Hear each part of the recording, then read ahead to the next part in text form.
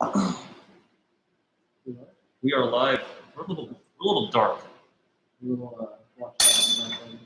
Okay, I just broke that. Oh God. Good morning, everyone. I mean, good afternoon, everyone. 12:01 in beautiful Charlottesville. We're just gonna, gosh. Let's circle back, as they would say at a meeting. Put a pin in that. There, that's great. If you hear a loud thunk during the stream, well, that's why.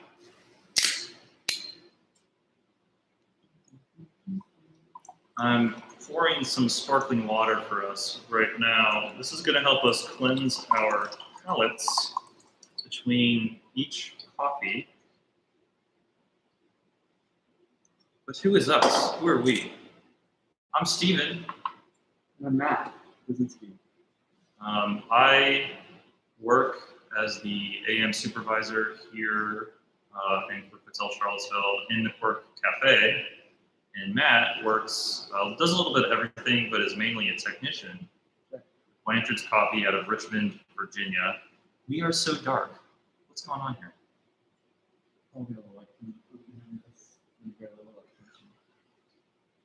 I just click on this. I think this is going to do. We're going to pave the way forward. So this is our second tasting. Our first was last month, and I believe both attendees today. I won't name drop any names, but thanks again for being with us. This is going to be mean more to y'all because of the coffees that you experienced last month. So we have 4 totally new selections here. Without further ado, let's dive into it. So we've ground our coffee out. If you haven't already done the same, please do so. And we're going to be filling all of our bowls with water. So you did 12 grams in, got 200 milliliters of water in each of our bowls. What's this? Who's this?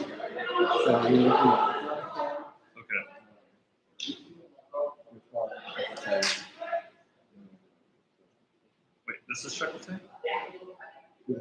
Is that chocolate?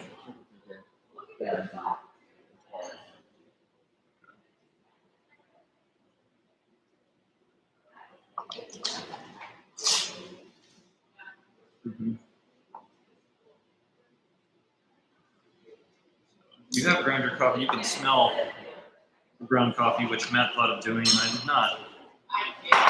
One of my favorite parts. Remember when I was a kid, I didn't know what coffee was, and I just like my favorite. If I went to the supermarket with my parents, my favorite part of going to the supermarket would just be the coffee section. I don't know, because it's like just a bunch of like it's typically like a wall of dark roasted coffees with like a bulk grinder, and you just have like this overpowering wave of dark roast coffee. I have a similar experience. And my question after smelling it and being like obsessed with how it smelled, after tasting it, I was like, how can something that smells so good taste so bad? Incredibly. I would say that probably the unofficial goal of specialty coffee is to make coffee taste the way it smells. That is it. I'm pretty sure that's all there is to it. Yeah, I don't think you've done that. You've succeeded in a lot of ways. Okay. Let's start with your kettle. Steven, well, do you want to talk a little bit about where we are? So you may have noticed the change in locale. And this is because before we were in Babu, which is our whiskey tasting bar and cigar smoking lounge, which isn't open yet. That's actually in the same building as the cafe. So the cafe is on the first floor and Babu is on the second floor. But now we're in the main building of the hotel. Specifically, we're at the lobby bar, which is in the lobby. Behind us, this beautiful window, which right in front is our gift shop, and then in front of that is what we call the pink living room. And there's this big wall right here where we have a projector, and we'll play like movies and stuff sometimes. And yeah, it's a beautiful, very well lit space that is not doing our faces justice this morning. Yeah, so if you've been to the hotel, if you've walked through the space, you probably know. If you haven't, I'd totally recommend checking it out. It is, I don't know, it's just like a lovely space to be in. There's a lot of seats in here. People come to the cafe and they like the vibe in there, but I always say like, hey, you're welcome to go sit in the lobby because it's just bright and open and airy. Yeah, it's a very unique architecture experience too. It's pretty. You've got you can kind of see it, but you've got like one sloping archway and then kind of like contrasting left, right, left, right, left, right. It's cool. I feel like I'm in a museum. Also relatively close to the gallery. Yes, if you were to head down there, and then there's this set of stairs that go down there, and then there's a gallery which is right here. If that makes any sense. That is where it is. So Matt's he's poured the first set of bowls. Now he's going to pour the second set. I'm not sure if we have anyone joining us. A couple settings variations sets too. Yeah. Ready for those other curves.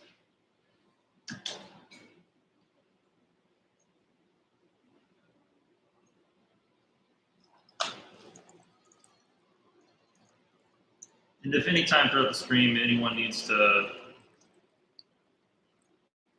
something comes up like an appointment that you forgot, we're going to have this live stream on our channel recorded, so you can follow at your own pace. I'll be on YouTube forever, right? So forever and ever. if you ever want to get these copies again and circle back, you can do it every day if you want.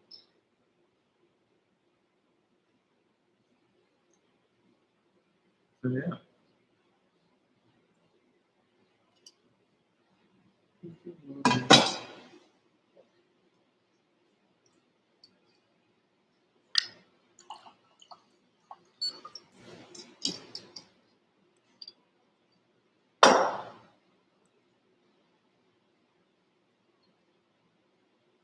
Starting to get some smells. Not even going to them, but they're coming to me.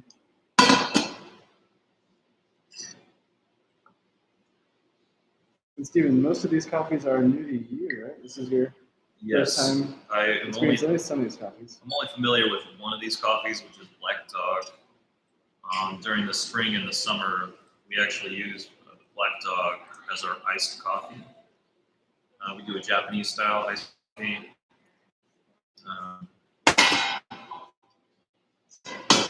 If you're not familiar with the Japanese style iced coffee process, that is when you are going to, like, let's say making a pour over, you're going to substitute a third of your water content for ice. And you're going to take your grind and you're going to go a little finer because you're only brewing with 2/3 of your water. So like, you have your pour over, your more finely ground coffee, let's say the 25 grams of coffee to 400 grams of water. Arbitrary amounts there, but if you go to a cafe and you order a 12-ounce pour over, which is pretty standard, the way that they would make that is they would use 25 grams of coffee, and then they would use 400 grams or 400 milliliters of water. So we're going to take 133 grams of that, and that's going to be ice instead in our cup. And then we're going to brew with the remaining 267. So yeah, we use Black Dog for that, and it it's fruity and it sparkles, but it is receptive to milk and cream. It's quite delicious. It's a nice coffee. So I've never had it as in the cupping format, so this is going to be an interesting experience for me as well. And the other three coffees are all single origins, all from different countries even. We're looking at Ethiopia, Burundi, and Colombia, respectively. And yeah, there are a couple of similarities with those East African coffees, the Burundi and Ethiopia. And then Colombia, we have a really cool varietal that we were going to talk about. If you remember last month, the geshas we had on the table, this is kind of a continuation of those coffees in a lot of ways. Yeah, really excited to taste all these. Especially excited to taste Black Dog. It's a blend that is year-round on the Blanchard lineup, and yeah, it's one of my go-tos when I am reaching for a blend, just because it is so consistent and it really, typically hits a lot of the marks that I'm looking for when I go for coffee. This is a coffee you'll find in a lot of the grocery stores we supply, and yeah, like Steven said, the cafes stock it and use it for group coffee occasion as well. So very excited to cup that and see how it goes. Yeah, and the other two East African coffees are relatively new offerings for Blanchards. And yeah, the Ethiopia is a single farmer Ethiopian. The coffee is called Shekote. And the Burundi is first of a few Burundis that we're bringing in at Blanchards. This one is called Blanchard, I believe is how it's pronounced. I could be wrong there. But, yeah, Burundi is one of my personal favorite coffee origins, and I'm really excited that we're getting a few really cool ones in. But this is the beginning of that process. So yeah, I've just been kind of gathering the fragrance as after we add the water, getting a lot more smells than the dry coffees and just starting to come to life. Just taking notes of kind of the first inklings of big picture smells and flavors that I'm picking up. I'm just kind of trying to get an idea of where the coffee might be tasting today.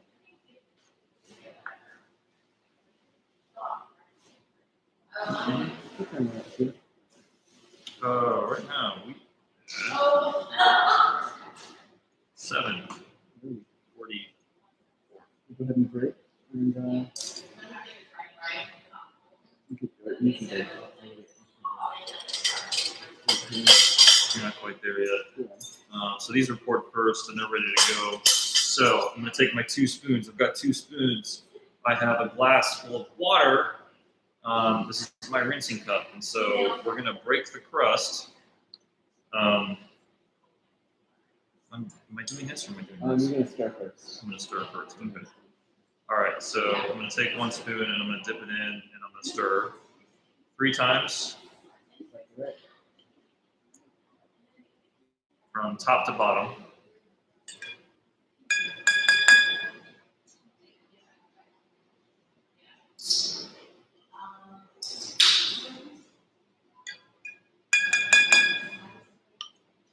So what this is going to do is this is going to cause a lot of our solid coffee, a lot of our grounds to fall to the bottom of our bowls, and it's going to halt the extraction process. Don't want the coffee to extract anymore. So I've stirred that, I've started the falling, and now I'm going to skim off that scum on top. Most of these coffees, I'm guessing, are pretty light processed, so they're not going to have a whole lot of foam. Yeah, and if you're able to, when you do break that crust, that's a really great moment of aroma release. So if you can get down and get your nose in that bowl as you break the crust, that's a really great way to make coffee. It's one of the biggest moments of me, like it smells. You have that opportunity. So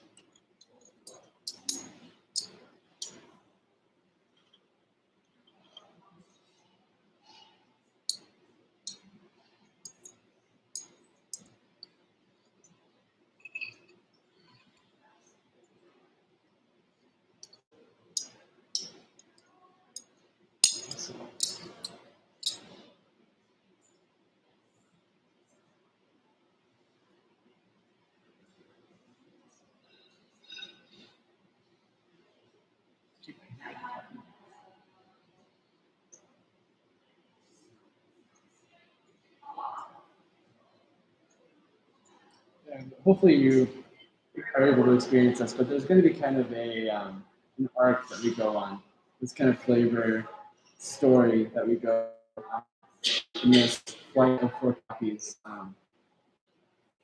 They're all going to be pretty different, but hopefully there will be kind of a common thread that connects them all and completes the next copy. At least that's the hope. We'll kind of talk more about that as we go through each specific copy and we'll get started. Yeah, some really high hopes and high expectations for Titanic today. And 11:30 our time since adding water.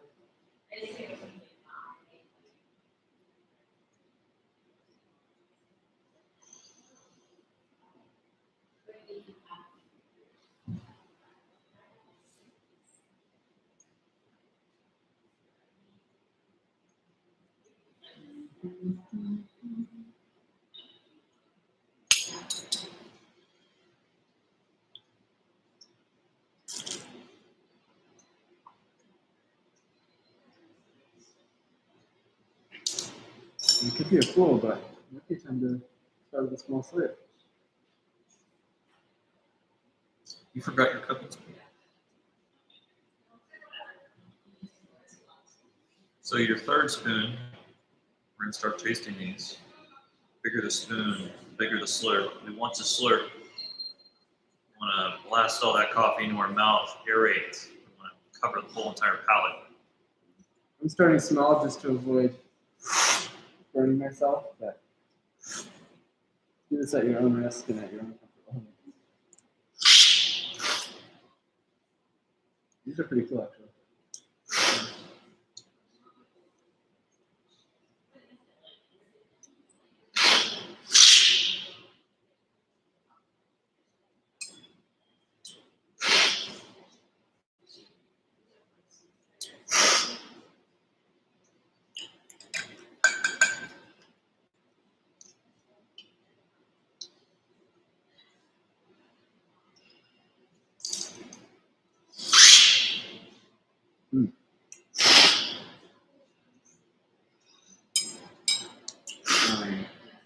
So like I said earlier, Black Dog is a year-round offering from Blanchard's. And what that typically means when we have a coffee that we offer year-round in the form of a blend, it means we're going to be rotating multiple coffees through this particular offering to keep a similar flavor profile. So the typical makeup of Black Dog is Ethiopian coffees, every now and again some naturals. The flavor profile we're going for is a really approachable, medium to light roasted kind of fruity coffee that is balanced and approachable to someone who might not be ready for a single origin coffee experience, but is still interested in getting a little bit of those fruit flavors. I've heard of people using Black Dog for espresso purposes and having good luck there.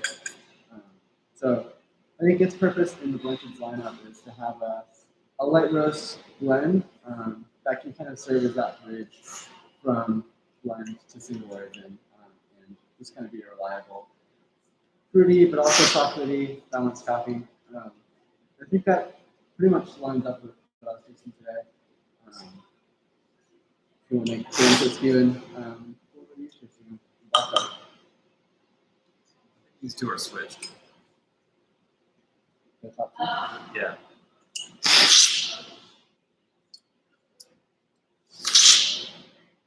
Okay, let's just say I'm crazy. You go first because I just want to make sure. Yeah. Black Dog is getting a lot more chocolate than I was expecting. We have this really nice kind of hot chocolate cocoa powder body that just reminds me of like a homemade hot chocolate. On the nose, I got a lot of caramel and dried fruit. Kind of a nondescript dried fruit, nothing super distinct. But I think kind of trail mix kind of thing, and some date.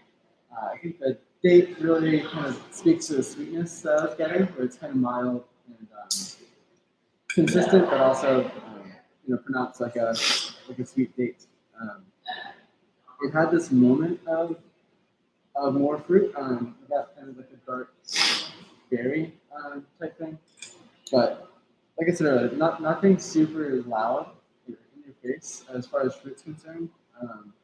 I think there's a lot of this kind of chocolate, dried fruit, with a little bit of extra fruit like berry. That's kind of what I was getting.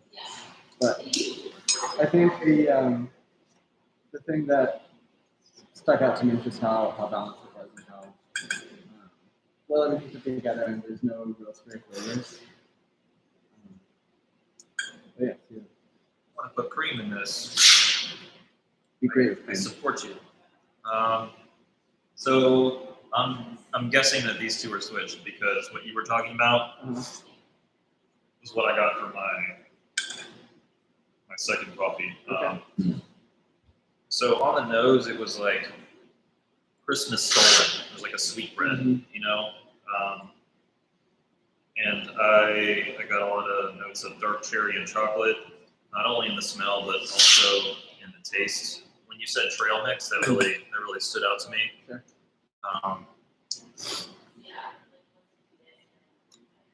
Yeah, as I kind of started the more, I think of like cashew as being a good way of describing that kind of nutty flavor. I like cashews. Yeah, I love cashews. Yeah, delicious. But yeah, moving into the Burundi Bitwai, I think this is a cool transition from Black Dog because it feels like a lot of the same things, a lot of the same flavor profiles, but kind of a little bit more specific and a little bit more pronounced and high quality. So I was getting a lot of kind of spicy flavors. I got a lot of the baking spice, like Himalayan spices, nutmeg, cinnamon, cloves on the nose. But in the flavor, I'm getting a lot of vanilla, more of those spicy kind of cinnamon flavors, and more of like a milk chocolate, less of that baking chocolate. But really silky body, really creamy, really sweet, but still, especially compared to like what people are used to from East African coffees, relatively low acidity and relatively high body. So I think this is a cool intro to East Africa if you're not used to light and bright coffees like that.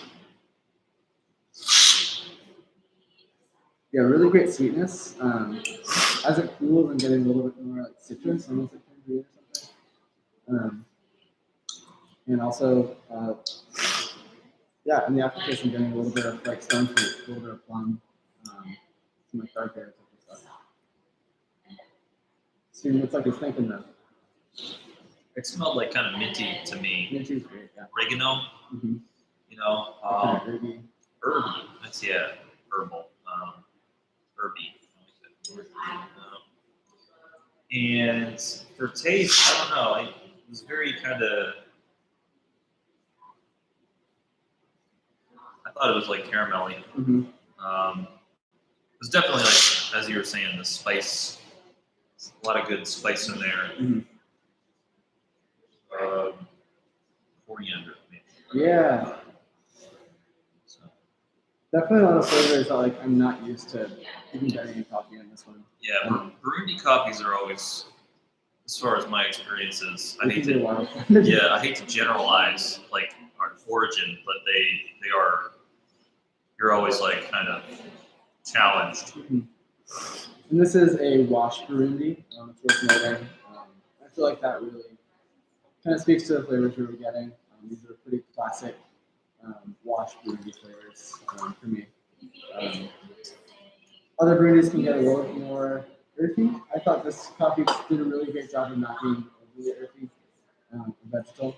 Mm-hmm. But I could see under the right brewing conditions, like it could kind of swing more in that direction. But yeah, super happy with the flavors we're getting out of this. Can we move on to chocolate? Let's go to the Gesha. Actually, okay. This is my first time even tasting this. Yeah. So we're going straight to the fourth coffee, Villa Bernard Gesha. Jeez. Yeah, I'm sorry. Yeah. I mean to break your ears on that one. Then I'm talking about coffee. I'll have bagels. Pretty good. Smells like flavors. Much tasty. Why not? I'll be brave. Okay. So what did this smell like to me? Tropical, maybe more like melon, Mm-hmm. I think, and there are a lot of florals in there. Additionally, I thought orange, maybe bergamot, was a possibility, Sure. but now I feel wrong. I think bergamot is definitely in the cards. There's something. The thing that stands out to me about this coffee, or at least in the first couple sips, is the body. It kind of just feels like warm butter, like reading seafood. And like, this is the butter. It has this like really kind of warm coating mouthfeel. It's a little juicy, but really silky. The other thing that really sticks out to me is how delicate it is. I feel like it's really complex, but it's also very quiet. So it kind of demands a little bit more attention to pick out its specific flavors. But yeah, like Steven was saying, I'm getting a lot of melon. This coffee it just kind of reminds me of summer in a lot of ways. Yeah. Thinking like fresh watermelon, and like maybe some green things from the garden.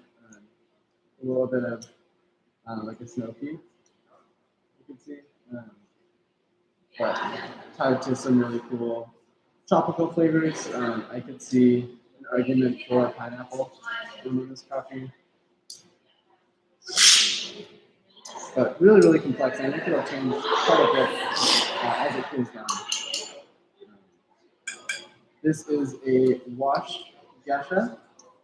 Gesha being the varietal, wash being the process. And this is one of the coffees we've been holding on to from our importing friends, Campesino.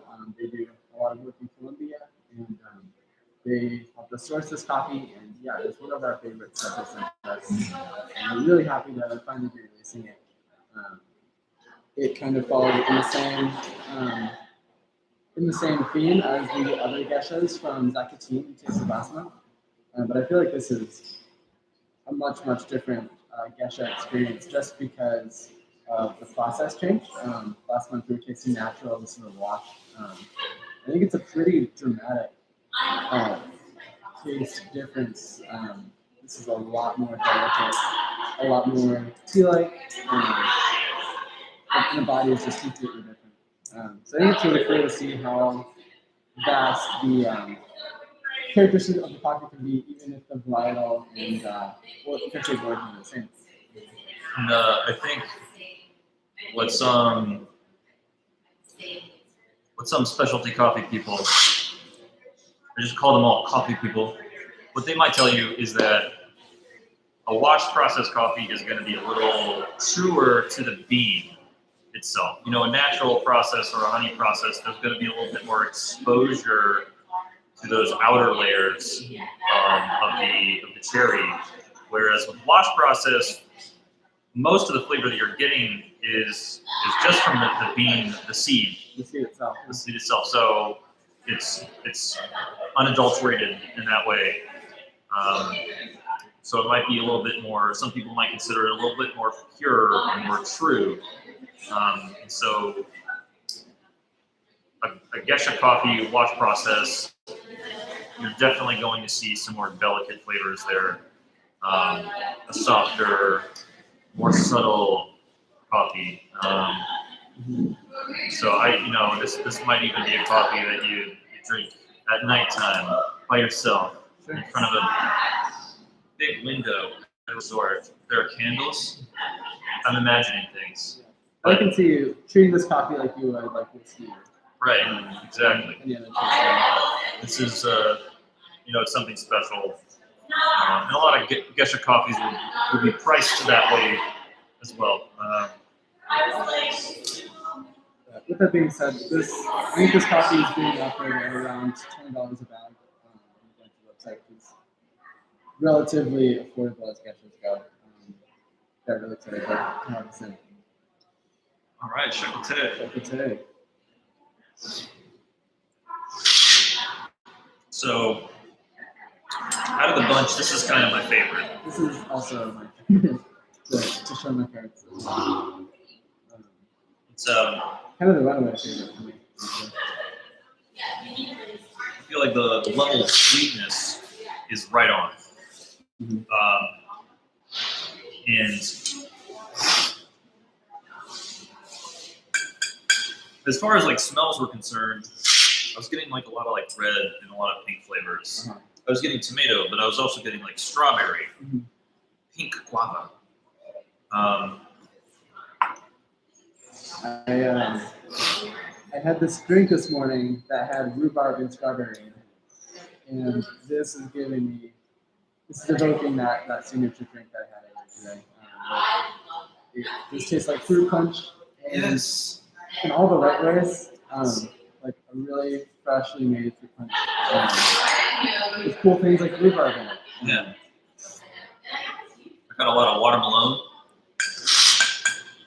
But yeah, fruit punch, that's a great note.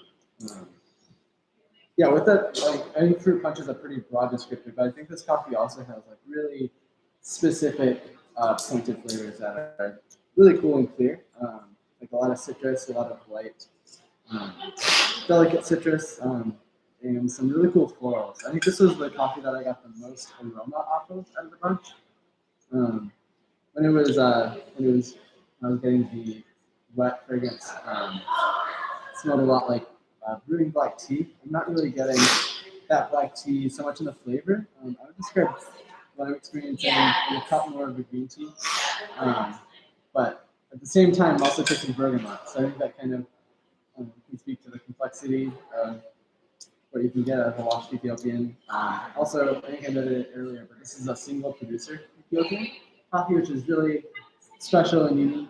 In Ethiopia, coffees are almost always blended by a co-op, but I think the size of this farm is probably the size of this room that we're in right now. This is someone's backyard, basically, that produced coffee, and I think Blanchard's about the entire harvest of that coffee. So it's a relatively small amount, but it's a very, very narrow growing region, and all the coffee is the same as far as picking and processing. So I feel like we're getting a very narrow flavor profile here relative to normal black Ethiopian coffee.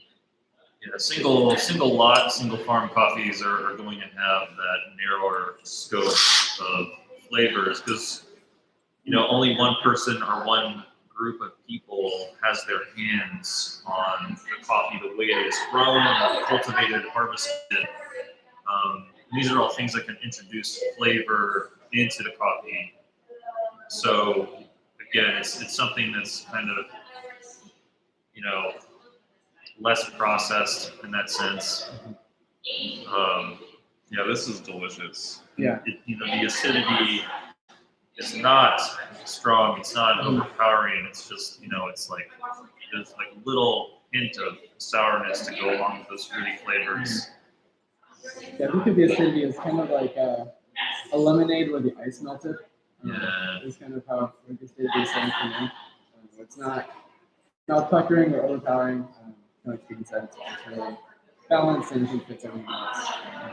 Yeah, for me, as this color is cooling, I'm getting those citrus flavors are kind of starting to move a little bit more tropical for me. I think starfruit, may have said this before, but even though that starfruit of this. Yeah. Very floral, almost perfumey at times, but circling back. Mm-hmm. Yeah, so as this Burundi is starting to cool, getting a lot more of those these kind of earthy flavors. But it's really interesting because I feel like they're kind of still placed next to those fruity flavors. So I think right now the Burundi almost tastes like peanut butter and jelly for me. In a good way, and like whole wheat bread. Like the jack dog. Yeah, and Black Dog's super chocolatey. With a little bit of like dried fruit there at the end of the taste.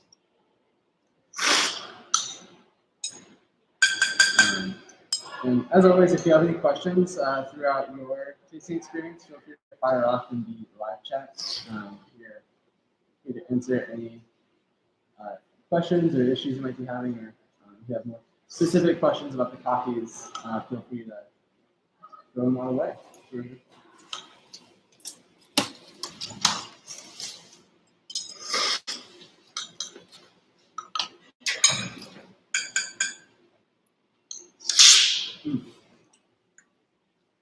What would be your second favorite coffee, Sue?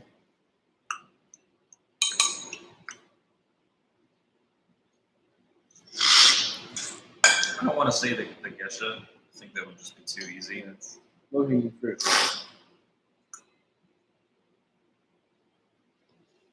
It's got this like character it kind of like ends with, and I can't even describe it. I've got a curveball for my second favorite coffee. It could be the Burgundy. It's Black Dog. Wow. Traitor. Yeah. I think I'm just like not drinking a ton of coffees like Black Dog right now, and it just feels really refreshing. And it was raining this morning, a little cold, and this is just kind of. You kind of just needed something warm and sweet. I feel like ease when I'm drinking Black Dog right now. It's easy. It's approachable. It's friendly. It's playful. And I can see it really translating well to iced coffee purposes for